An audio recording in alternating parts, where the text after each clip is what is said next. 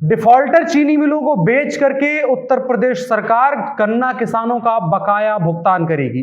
मुख्यमंत्री योगी आदित्यनाथ ने किसानों को बड़ी राहत देते हुए सरकार के अधिकारियों को निर्देश दिया है कि जो चीनी मिलें किसानों का बकाया चुकाने में विफल रही हैं, उन कंपनियों को तुरंत बेच करके गन्ना किसानों का बकाया रिकवर किया जाए और किसानों तक उनका पैसा पहुंचाया जाए। यह आदेश ऐन चुनाव के वक्त आया है और भारतीय जनता पार्टी को इसका तगड़ा फायदा भी मिलेगा। उत्तर प्रदेश के तकरीबन 50 से अधिक विधानसभा सीटों में ऐसी सीटें हैं जहां किसानों का लगभग 1600 करोड़ रुपया तकरीबन 20 चीनी मिलों में बकाया है और यह पैसा इस पेराई सत्र का नहीं है, पिछले पेराई सत्र का है। और इस बकाया पैसे की वजह से भारतीय जनता पार्टी को किसानों का विरोध झेलना पड़ रहा था और खास करके पश्चिमी उत्तर प्रदेश में और पूर्वांचल के कुछ हिस्सों में भारतीय जनता पार्टी को इसका नुकसान होने वाला था। लेकिन उम्मीद है कि इस फैसले के बाद भारतीय जनता पार्टी को कहीं ना कहीं चुनाव में फायदा मिलेगा।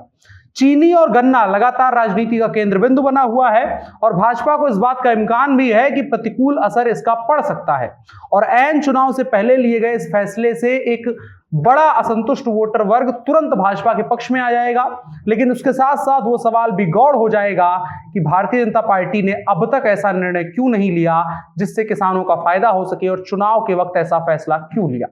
लेकिन यही राजनीति है कि लाठी जब मारी जाए तो सांप मरे न मरे, लेकिन आसपास के सांपों में ये डर जरूर बैठ जाना चाहिए कि इस जगह हमको नहीं जाना है। मतलब काम भले ही थोड़ा लेट लतीफ हो, लेकिन उस काम का मैसेज सही समय पर सही जगह पहुंचना चाहिए। और भाजपा से बेहतर इस बात को कौन जानता है और वर्तमान की भाजपा से बेहतर इस बात को कौन ही जानता है। अब खबर में आगे बढ़े उससे पहले बात कर लेते हैं कि चुनाव से पहले लिए गए फैसलों का कितना व्यापक असर पड़ सकता है और भाजपा किस तरह से जनहित के फैसलों के जरिए वोट कन्वर्ट कर रही है। उत्तर प्रदेश में हम देखें तो पिछले 6 महीनों में जिस तरह से भाजपा ने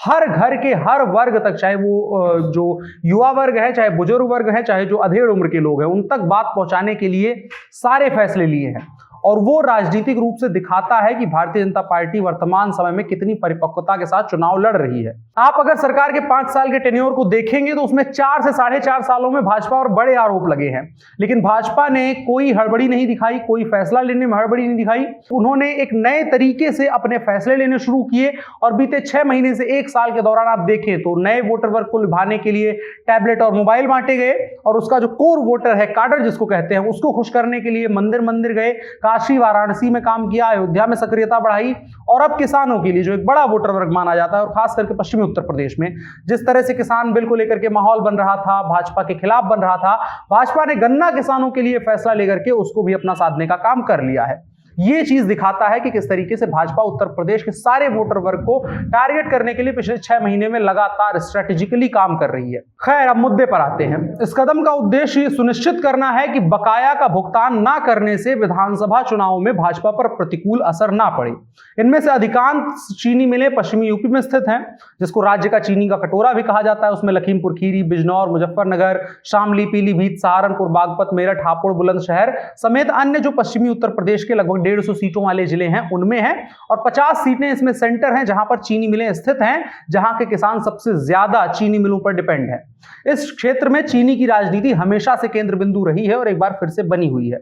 गन्ना विभाग के एक अधिकारी ने एक मीडिया संस्थान से बात करते हुए बताया कि राज्य में 119 चीनी की मिलें हैं, जिनमें लगभग 45 लाख गन्ना उत्पादक अपनी जो किसान होते हैं वो अपनी उपज की आपूर्ति करते हैं, वहां पर लेकर के जाते हैं। प्रत्येक चीनी मिल से कम 40,000 किसान सीधे तौर पर जुड़े हुए हैं। डिफॉल्टर मिलों का स्वामित्व 4 समूहों के पास है, यानी कि अभी जो चीनी मिलें भुगतान नहीं कर रही उसके मालिक 4 समूह हैं। उन्होंने कहा कि पिछले साल के दौरान जो पेराई सत्र के दौरान उससे संबंधित क्षेत्रों के गन्ना किसानों का भुगतान का 1600 करोड़ रुपया नहीं दिया गया है, वो पिछले सत्र का है और इस सीजन भी अभी तक 1 पैसा भी नहीं आवंटित किया जा रहा है और साफ तौर पर था कि भाजपा सरकार का फेलियर था ये और इसको विपक्षी दल गन्ना उत्पादकों और किसानों के जरिए उनके मूड को भुनाने के लिए तैयार था, उसको अपने लिए वोट में कन्वर्ट करने वाला था। और कई लोग ऐसे भी थे जिन्होंने कृषि कानूनों के खिलाफ आंदोलन में भाग लिया था। आरएलडी पूरी पार्टी ही उसमें शामिल थी और अब आरएलडी सपा के साथ चुनाव लड़ रही है तो पश्चिमी उत्तर प्रदेश में वो नुकसान भी पहुंचा सकती थी। और उसके नेता ने भी अभी कुछ दिनों पहले ही कहा था कि किसान आगामी चुनाव में भाजपा को मुंहतोड़ जवाब देंगे। लेकिन इसके जवाब में उत्तर प्रदेश सरकार में मंत्री और वरिष्ठ भाजपा नेता भूपेंद्र सिंह ने उस वक्त भी कहा था कि यह भाजपा की सरकार है जिसने समय पर गन्ना का भुगतान सुनिश्चित किया है और किसानों की आय दोगुनी करने के लिए कई योजनाएं शुरू करी हैं। और ऐसे हालत में आज मुख्यमंत्री योगी आदित्यनाथ का निर्देश आना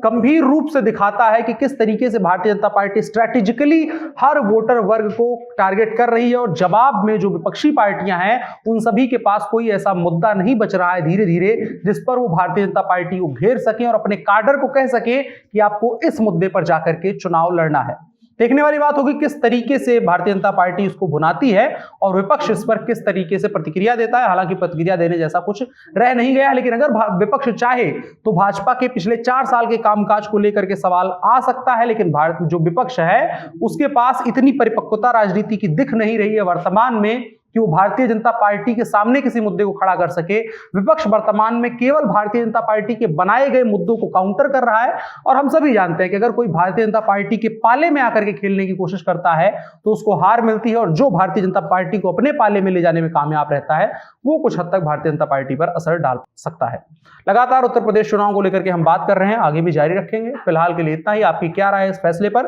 कमेंट बॉक्स में जरूर बताएं और साथ ही साथ इस वीडियो को साझा भी करें। फिलहाल के लिए इतना ही। मेरा नाम अनुराग मिश्रा है, आप जनता जंक्शन देख रहे हैं। कैमरे पर मेरे साथ ओम प्रकाश जी हैं।